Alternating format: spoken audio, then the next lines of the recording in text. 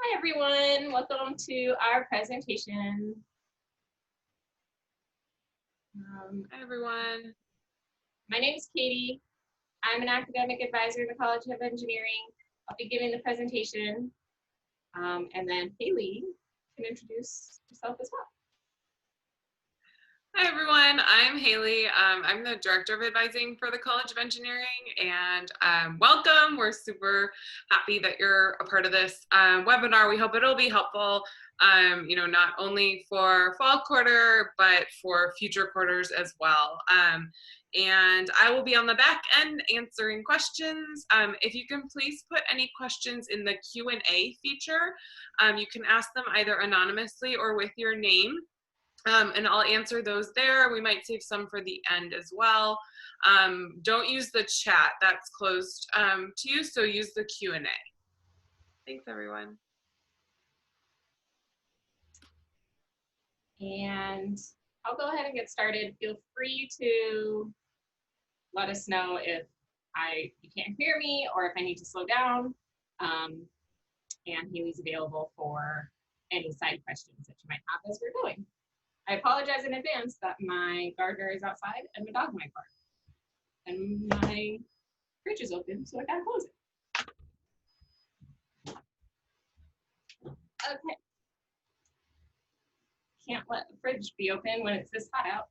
Okay, let's get started. Welcome to our presentation. We're the College of Engineering. I will start off by talking about GEAR. GEAR is our general education and academics requirement catalog. It is specific to our College of Engineering. There is a separate style catalog for College of Letters and Science called LASAR. So always reference GEAR, not LASAR, because you are in the College of Engineering, not the College of Letters and Science. And in this book, you'll find GE information. You will find in the back your requirements for graduation and a 4-year grid, which we might also email out to you if we haven't already. You'll find requirements for graduation for the university, for the college specifically, and for your major. You'll find course descriptions and prerequisites listed by department. So through the bulk of that book is course descriptions for each of your 5 majors. 4 departments actually, because computer engineering and electrical engineering are housed together. So all of your courses are listed together. And then you'll find contact information for us, for your department advisor. That's an important book. We will either try to get them to you or we will have them available to pick up in our office when we are back on campus and not remote. Oh, and it's important to note that you should always use your GEAR requirements, your catalog requirements. You're going to be on the 2021 catalog requirements for your major, and they will stay that way for your next 4 years. So if there are changes made, unless explicitly mentioned by your department, you are still on the old requirements. So where to get help? In normal times, if we were on campus, you would find us in Harold Frank Hall, room 1006. We're open Monday through Friday, 9 to noon and 1 to 4. These are still our hours for advising remotely. So most of us for appointments are still available Monday through Friday, 9 a.m. to noon and 1 to 4, unless there is something already booked, in which case we will be unavailable. And COVID times. This link is a link to our undergraduate advising page. And on this page are links to all of our calendars. So any advisor that you can meet within the college has, in our college, not your department advisors, has a link on that page, and you can click on a calendar, find when the next person is available that you can meet with, and book a meeting virtually. And we are meeting via Zoom. We are meeting via Google Meetings. So feel free to book meetings with us. We are still available even though we're not on campus. You'll just see this. You'll see me at my kitchen table. And then all the time, you can reach us at coe-info@engineering.ucsb.edu. This is the best email to send questions for the college to. You can send things to us personally, but if someone's not working that day or on vacation, then you might wait for a response, whereas this email is monitored by all the advisors in our office, all the undergraduate studies advisors monitor this email, the best one to use. And I want to stress, ask advice from an academic advisor. It's great to talk to your friends, and it's great to look at Reddit and get personal experience that way in terms of what their opinions are on a class or faculty, but they don't know your specific situation. They don't know your grid. They don't know your college's policies, because they'll probably be in letters and science, and they have different policies. So always ask your important questions to an advisor, either your department or your college advisor. And what does that mean exactly? We are the college advisors. Haley and I and our colleagues, Sharik and Francis, we're the staff that make up the college academic advising team. We are here for general education advising, for policy advising, such as deadline enforcement. We're here for petitions, for most petitions that you'll do. So if you want to take additional units in a quarter, more than what the campus allows, then you will petition via our office. We have our advisor, Francis Fouch, who oversees study abroad and the honors program. So if any, I know that you guys are international, but if you want to study internationally at a different country, you will come to us to start that process and plan it out. We're also a great place to start for campus resources. We meet with a lot of offices. Between the four of us, we've been on campus collectively for like 20 years. So we know people, we know places to send you to. Trust me, we know things. We're not new at this. And literally anything else. It's our job to find you the answer if we don't know it. So if you come to me with a question on how to get started with something or how to find someone, and I don't know the answer, I'm going to find the best possible person to direct you to. And your major academic advisors, AKA your department advisors. You each have a department advisor based on the major you're joining us with. They are here to talk to you about your major curriculum. So anything on the left side of a requirement sheet in gear, they should handle. The things math, physics, ECE, CS. They are responsible for advising you on all those classes. They're there to help you with your upper division elective selection when you get to that point. You do not have to figure that out this year. They're there to help you with grid and study plan. And when I talk about grid, I've got my gear here. This is your grid. It's a 4-year plan of exactly how you should take your courses. So when we're referencing grid or your study plan, that's what we're referencing, is that we already told you exactly how to take your classes. And then on this side is all the requirements that are reflected on this schedule. So follow your grid. If you think you might go off grid or you need to repeat something and you're going off grid, talk to your department advisor. They're also the best place to start to ask about research opportunities. We don't work with faculty very closely. They work with their department faculty very closely. So they're gonna know who has active labs, who might have space in labs, and be able to get you connected with faculty to get involved in their research. Okay, deadlines are incredibly important. The UCSB and the College of Engineering has strict deadlines for making changes to your schedule, which means adding a class, dropping a class, changing the grading option. You're responsible for making that change and maintaining the accuracy of your schedule, which means you go into gold after you make a change and make sure that change saved the way you expected it to. Become familiar with the deadlines and adjust your schedule accordingly. So I always like to say, go into gold as soon as past times and deadlines are up and add them into your calendar as day alert reminders. That way, when you wake up on the last day to drop a class and you look at your phone, your calendar will be reminding you today's the last day to drop a class. Should you log into gold and check that there are any classes you need to drop. Oh no. Barking dog is going to happen. I can't mute myself. So deadlines are posted in gold on the registration info tab. We will show you where that is. Payment deadlines are also on there, ad deadlines, various deadlines. At the bottom, requests for deadline exceptions are not approved. We rarely approve things like late drops or late change of grading options. So, like I said, it is your responsibility to know those dates, to know what you have registered for, and to make sure that you're checking gold to make sure that your schedule is right. Stay on grid. I kind of touched on this already. Curriculums are designed to be completed in 4 years for our college. That's why we lay out your grid and every quarter that you should take in terms of your 4-year plan. Capstone design projects. 4 of our 5 majors will take capstone design projects in your senior year. This is why our students cannot graduate early. The only major that doesn't require capstone is computer science. And so we have seen a few students graduate a quarter or 2 early in computer science because they don't have to stick around for a 2 or 3 quarter capstone sequence. The rest of you will be here with us for 4 years until spring.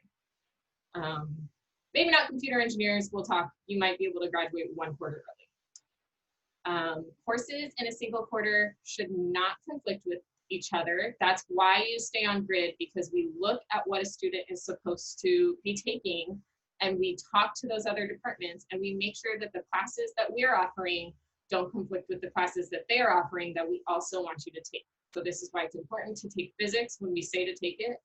It's important to take chemistry when we say to take it, because we're looking at that schedule for that quarter. If you wait 2 quarters, we're not looking at when physics is being offered for that off-grid sequence, and you might end up with a required course conflicting with the only offering of the physics course. So grids are important. Talk to us if you, being ahead of grid is great. If there are things you can push forward like math and GEs, that's wonderful. That's pretty much all most of you can push forward. ECE, chemies, MEs, your classes are where they are. They can't move because they're only offered once a quarter often. So that's also why it's important to stay on grid, because if you miss a prerequisite and you can't enroll in a class in the fall, it might not be offered again until the next fall. And then you've added an entire year onto your degree. So stay on grid. The other reason we lay things out the way we do is because professors expect you to have completed other courses from prior quarters and years. Just because a class doesn't explicitly have a prerequisite, if it doesn't say you have to take this class before taking this next class, doesn't mean the faculty might not assume you have that knowledge. It could be recommended coursework that they just fail to officially recommend. So talking to us before you make major grid changes is important. Okay, writing course placement, entry-level writing requirements. Take a look at this page. If you don't have any of the things on this page, you still need to fulfill your entry-level writing requirement via an exam. Unless you have, like at the bottom, college level transfer courses. So look that over, take a screenshot, and if you don't fall into a category of any of these qualifiers, you're going to have to take a writing course placement. It's a little different this year. I hope my page of information is correct, but generally, our domestic students would take the OPI. The OPI is not being offered again this year, so if you still need placement, you'll have to take the collaborative writing placement survey. It is formally called Writing Placement 2020. It's a survey process, and based on your responses, you'll receive a placement for fall registration. It's free and it takes about an hour. And if you do not have entry-level writing requirement credit, then you should have someone reaching out to you from the writing program in September before the quarter starts, so that you have an opportunity to take the exam and hopefully get placement so you can register for a class in the fall. You cannot take a writing class if you don't have the proper placement for it. And for our domestic or our international students, you will still take the LP, the English Language Placement Exam. I have the link right here, so copy that link. You'll go to that page for information and an FAQ about this exam. And the exam will be available for you to take on Wednesday, August 26th between midnight and midnight, or 12:01 and midnight the next day. So you have a wide window, so no matter what time zone you're in, you can take that exam. It's open for 24 hours. Again, you'll take that exam before placement you'll take that exam while you're still in your pass time. So hopefully they can get you your requirement placement back quickly.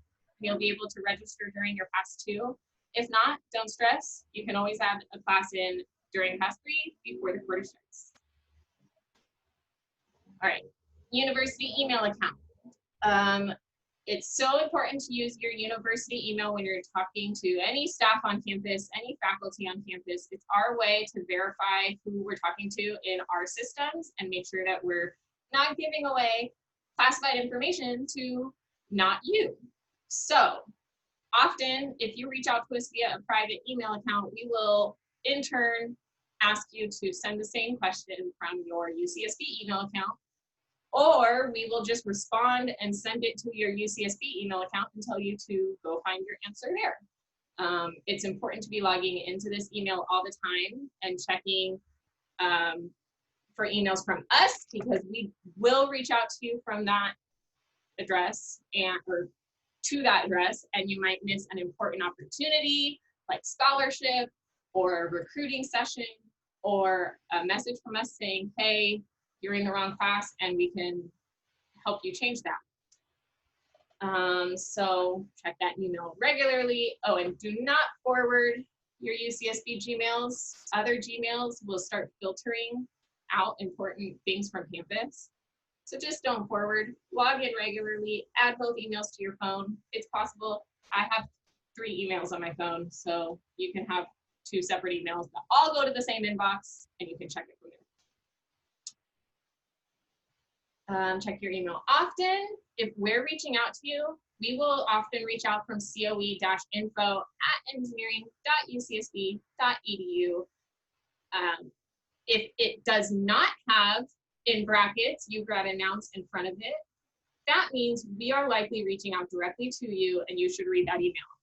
If it has this UGrad announce bracket before it, that means that's a mass email. It's often an announcement from a student org or from a company, or like I said, an opportunity for scholarship. So that's more of a general email. If you want to lump those together so you get them all at once and once a week, you can do that. But that means you might miss a join us tomorrow for the Microsoft recruiting event email.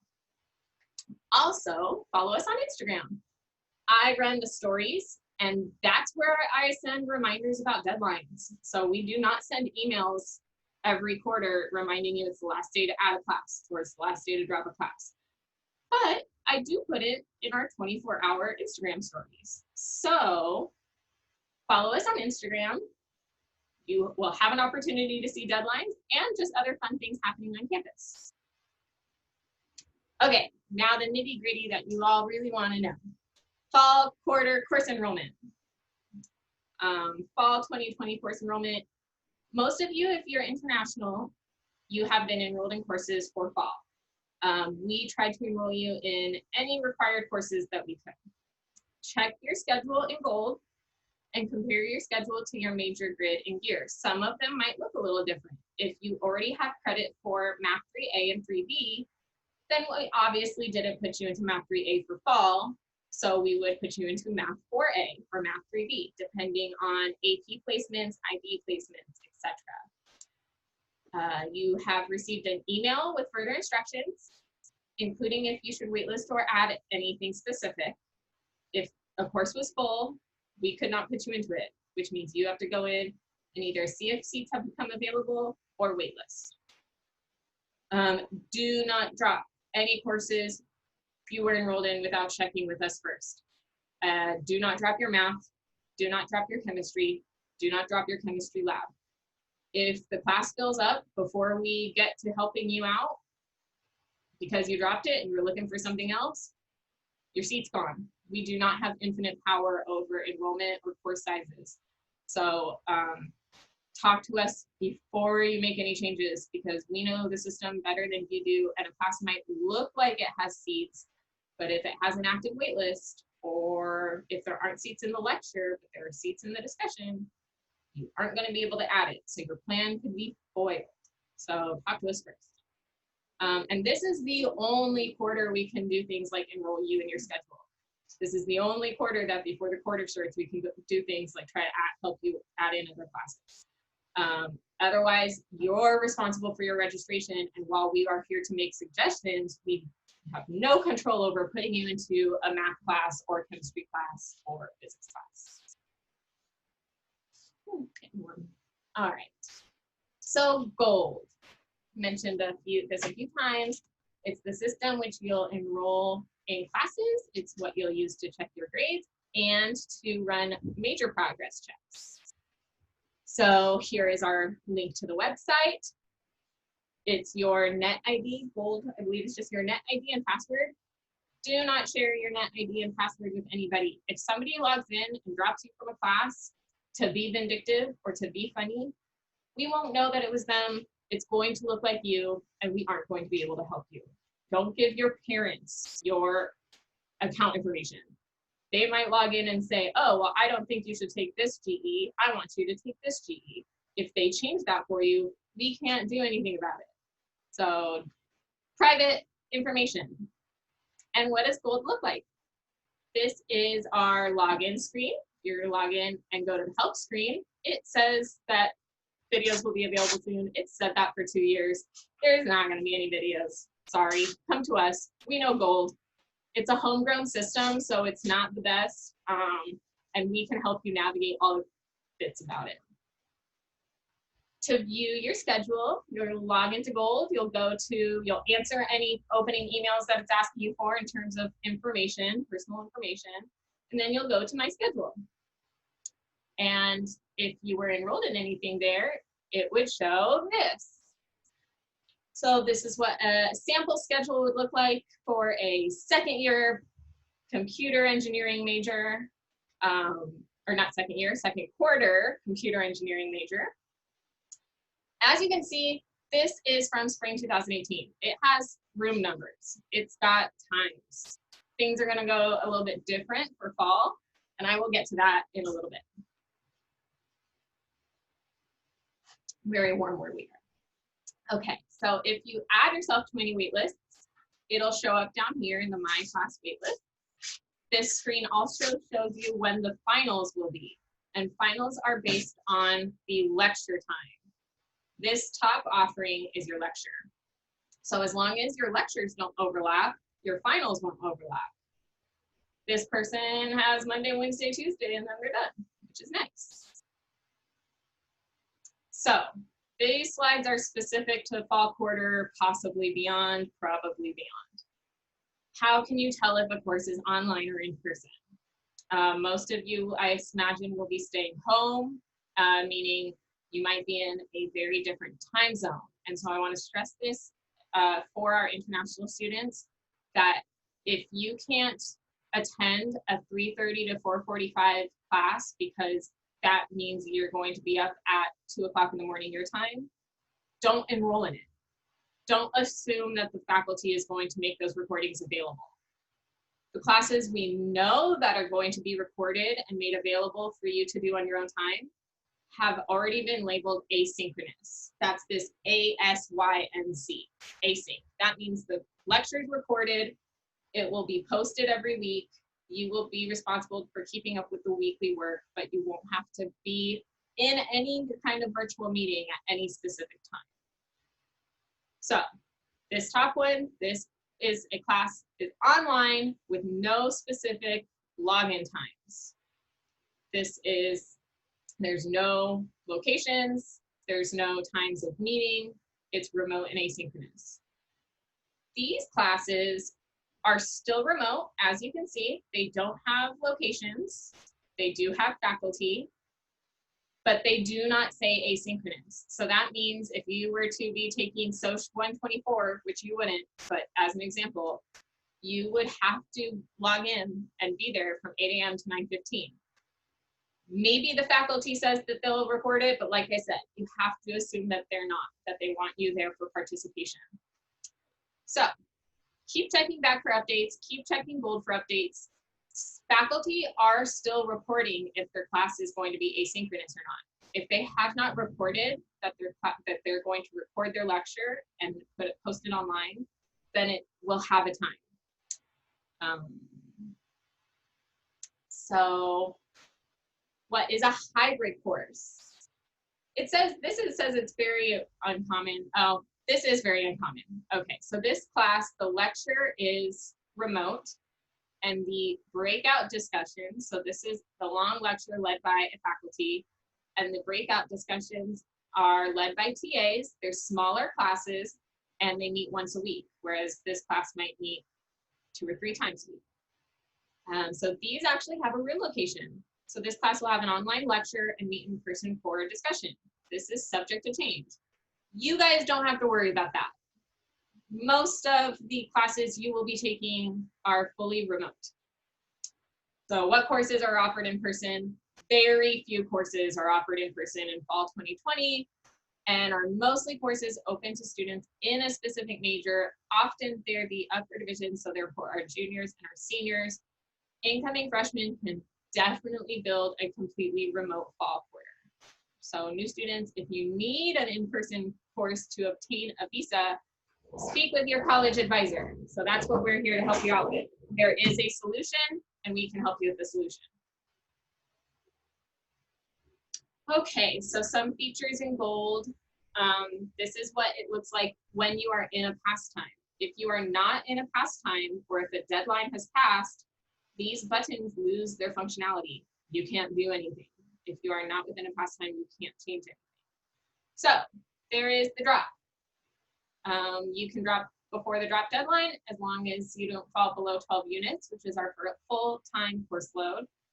Do consult with an advisor before dropping a course. Again, if you drop Physics 2 in spring, and then you want to go take ECE 10 in the fall, you're not going to be able to. And if you don't talk to an advisor, we don't have the chance to tell you that. Modify allows you to change your grading options to pass, no pass, or letter grade.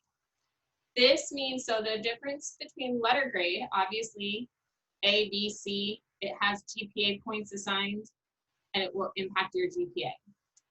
Pass, no pass, or labeled as P, NP, they are pass-fail classes. You can take your GEs pass-fail. You have to take all your major courses for a letter grade in order for it to clear you of your requirement. So if you take a math class and you earn a P, and you only did that because you didn't want the C that you would have gotten, you can't retake it and you can't do anything, and you can't apply it to your degree. So you're in a pickle. So talk to us about what you should take for a letter grade versus what you should take pass, no pass. But in general, GEs are the only things you should be taking pass, no pass. Switch allows you to change the time of your discussion or lecture if there is more than one option. So if you are in CS 16 at 2 o'clock, but you don't want the 1 o'clock discussion time, you would rather be in the 3 o'clock discussion time, you would go over to switch. Oh, you would see it if it has space, if it offers any space in any other time, and you can switch to different times without losing your seat in the lecture. Switch is a great feature. Always look at switch before you go and drop a class because you don't like the time. Like I said, if you drop a class because you don't like the time and the lecture is full, you cannot go back in and add yourself to a different time. So, or if there's an active wait list, this is very important. If there is an active wait list and you drop a class, you're gonna have to go on to the wait list to try to get it back. So do not drop a class unless you are very sure you want to drop it. Your seat could be taken immediately. And pastimes. What I mean when I say pastimes, these are the registration periods that you have for each quarter. So to check your pastimes in your registration period, you'll be in gold and you'll click on the registration tab. At the top to the right are your pastimes. Make sure you're looking at the right quarter. As you can see, there's a drop down here that the box is over. That's to change between quarters. Don't be looking at summer quarter pastimes. You want to look at fall quarter pastimes. So as you can see, new freshmen do not have a past 1. You will have a past 1 for all future quarters. Pass 1 is back in June for continuing students. That's why our incoming freshmen and transfers don't have one. So you'll start with Pass 2. All of your Pass 2s will be starting on some point on Monday. This is this person's start time. Somebody else might start at 9 a.m. So log in today, check your pass time, and save it in your calendar. Set a reminder, set an alarm. You don't want to miss your pass time. If you have a 9 a.m. registration time, and these are our times, not your time. So if you're international, you need to convert this time and figure out what time it is where you are, and wake up in the middle of the night if you have to register for your classes, because there will be more people registering every 15 minutes. And if you have a specific class you want or a specific time you want, somebody else might take it because they logged in at their time. So pass times are extremely important to use them when they start and not a minute later. And then, so your Pass 2 will be open a little longer than other orientation sessions. It's going to be open for a week and a half, so you can make adjustments for a week and a half. So if you want to make adjustments, talk to us during that week. Talk about the adjustments you want to make. In future quarters, if you do not use your Pass 1, you will be charged a $50 late registration fee. Not only that, but you might not have the ability to register in a math or in physics if you don't take them in Pass 1. So Pass 1 is extremely important. Don't worry about it for this quarter. Do think about it for winter. Each pass time has a registration unit limit. This is the point of pass times. In Pass 1, you can only register in 13.5 units. If you look at your grid, you're going to see that we recommend 16 to 17 units all over the place. This is why you work with us to say, what do I need to register for right now, and what can wait until the Pass 2? Pass 2, you can get the rest of your schedule up to 19 units. Most of you should never really need to take more than 19 units. And then Pass 3 goes up to the maximum study load of 21 units. Pass 3 always opens a few days before the quarter starts. This is also where you find those important deadlines I mentioned. Save them. These are the deadlines for fall. Take a screenshot. Last day to add without a fee versus last day to add. You don't really need to worry about that too much. That's a $3 fee to make adjustments past the without a fee deadline. The last day to add period, that's the deadline that we are very strict about, that you would need college approval to add something past that day. So anything that says without a late fee, without a fee, $3 fee, not going to break the bank for most people. If it does, please come talk to us. That's a real thing, and that's fine. Finding courses, again, pick the appropriate quarter. It's a big bummer when you find a GE that looks really interesting and you realize it was offered last quarter, not this quarter. Or advanced search. These are the two ways you can find courses. This is our way that you can find GE areas. I love advanced search. I will teach you how to use it if you want to do a one-on-one Zoom. You can use filters to help you find courses. For instance, course level. You're all joining us as freshman level in fall, regardless of how many units and credits you have. They're not in the system yet, so you can only take lower level courses. So course level, undergraduate, may apply to GE areas for engineering. Here we are, lower division. Lower division are the courses marked 1 to 99. Again, you guys can mostly only take lower division for the next year or so. Some of you can start taking upper divisions in sophomore year. Upper divisions are courses in the 100 to 199 series. Graduate level courses is anything that's labeled 200 to 500. And you have to petition to take any graduate level courses. So you'll change your apply to GE requirements to College of Engineering, obviously, because you're not in the College of Letters and Science. Even if a course is offered within the College of Letters and Science, you still come to us. So if you are in a GE and you want to talk about dropping it, you come to us. You do not go to the college that is offering the course. And then you can pick specific GE areas or special subject areas. This means things like D, E, F, G. These are letters assigned to the areas you need to fulfill.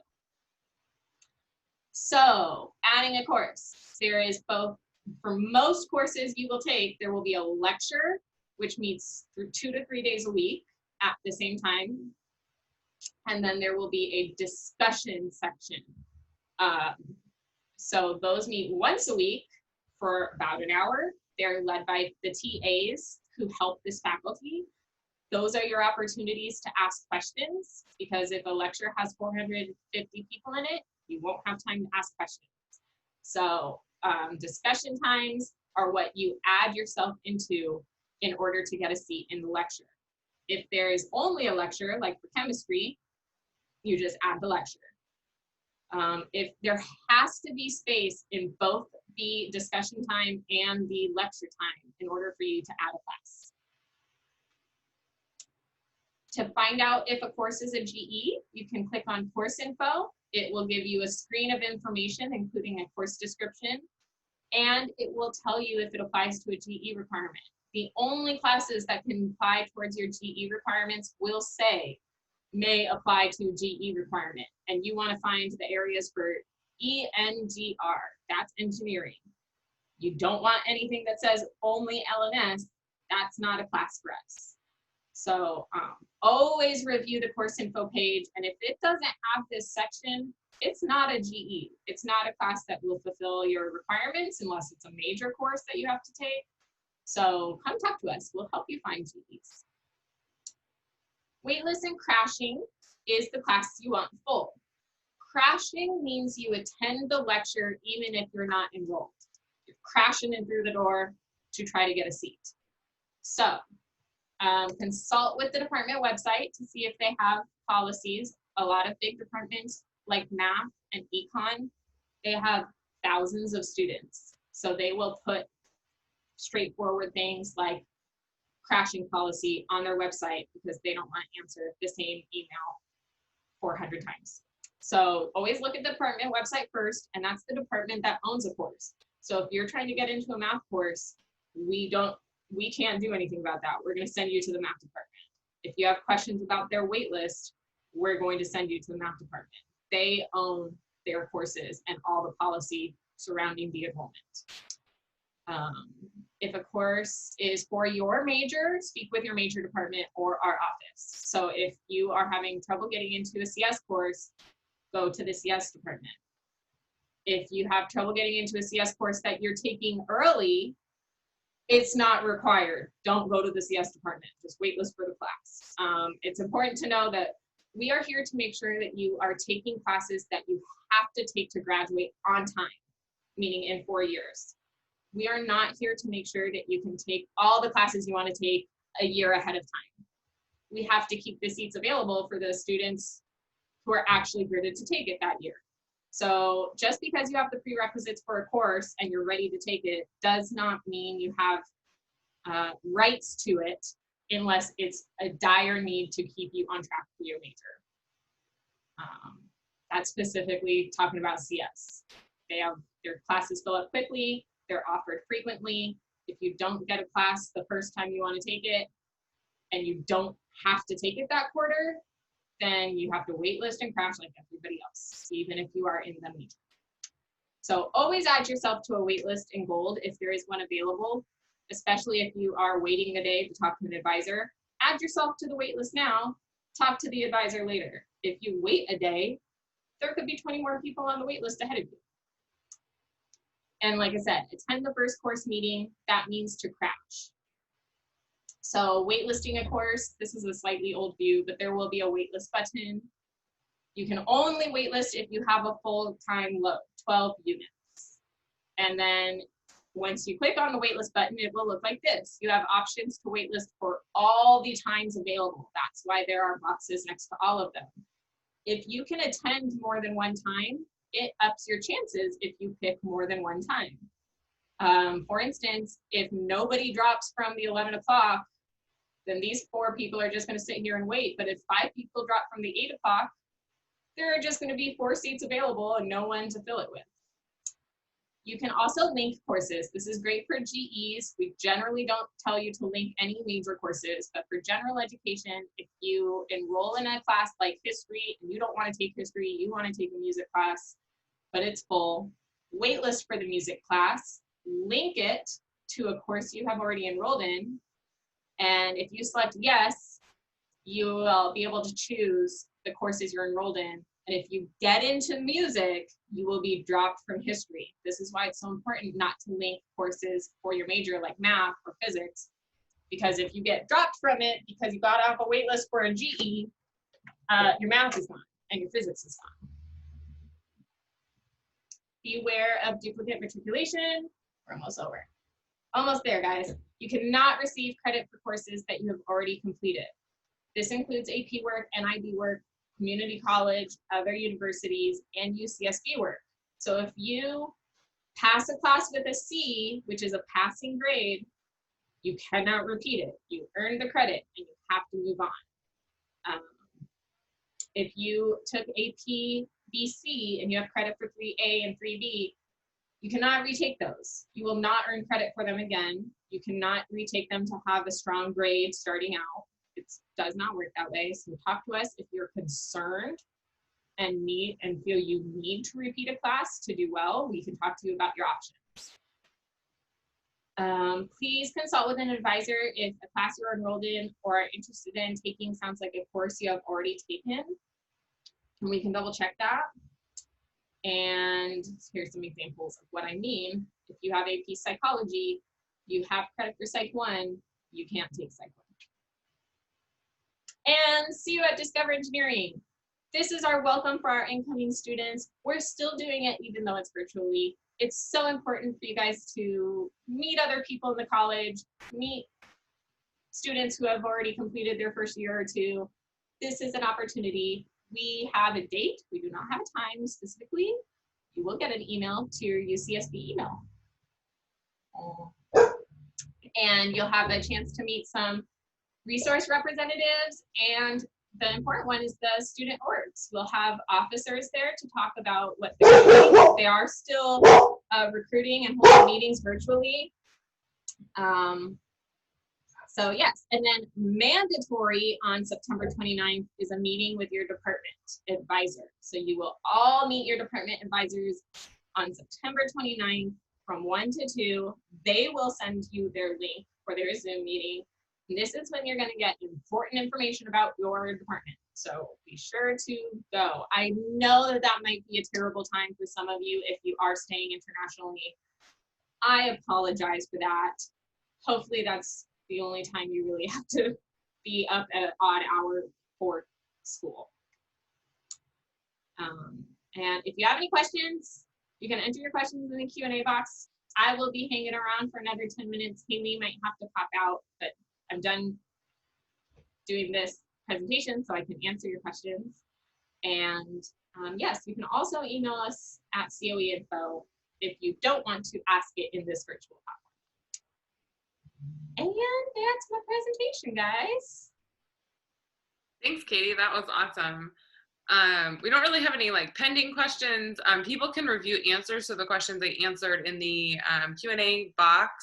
I also was posting some links as Katie was talking with some of those links she had up on the screen, so you can click on them from the chat. So if you haven't opened the chat, open the chat. It's all me posting links there. There was one I thought we should post because it's more important than ever, is Gaucho Space. So I just linked to that. That's where you're automatically, your instructors will create a Gaucho space for their class. So it's kind of like posting the content for the course. Like it's really likely your Zoom links will pop up there for your classes, and you might submit homework or papers through Gaucho Space. And in a couple days, we'll send you an email. We're gonna release kind of a post-orientation review for all of our incoming students, so you'll have access to different videos that you might have missed during orientation, and some other helpful kind of content that you can go back to and reference if you think, oh, I know I heard something about that, like what is it? You can go to there. So Gaucho Space is super, super helpful.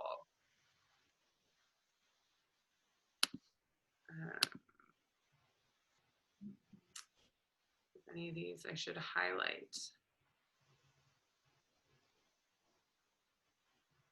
Oh, I will mention, so for international students who've already been enrolled in some fall classes, for some of you, we might not have had updated AP information or A-level information or IB information. So you do need to double check what you're already enrolled in. You might want to do that now. And then we can advise you if you are going to need to make any changes to that placement. A lot of you weren't placed into a math class because we didn't have access to any scores to place you into a math class. But math is one of those classes you can actually move ahead on your grid. So if you, if you aren't enrolled in math and you think you could be, you're welcome to check with us, or you're welcome to change your schedule if there's space open in a math class.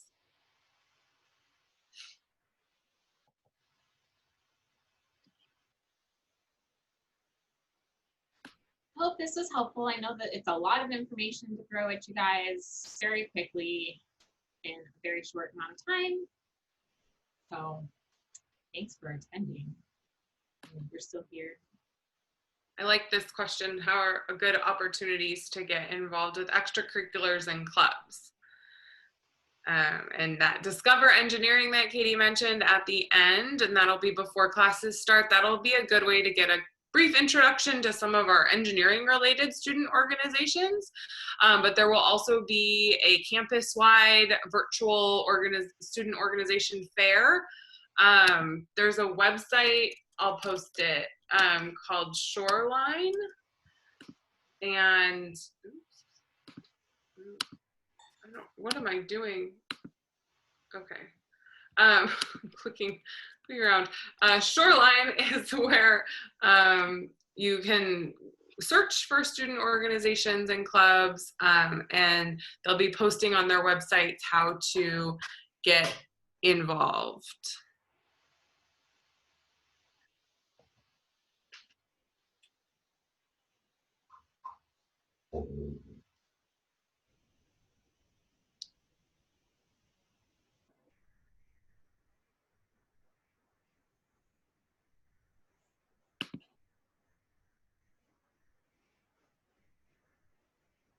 Oh,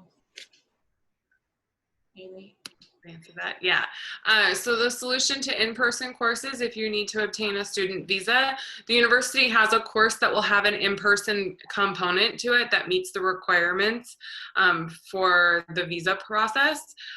So if you have an opportunity to obtain a visa, I know that's very difficult right now, but if you have an interview coming up, we can enroll you in that course. It's 2 units, it's pass, no pass. So it's fairly low stakes. There will be some effort required. And it's also really flexible. So the in-person meetings won't be at a specific time, so it won't conflict with any of your other classes. But you can send an email to CoE info and we will get you enrolled in that class.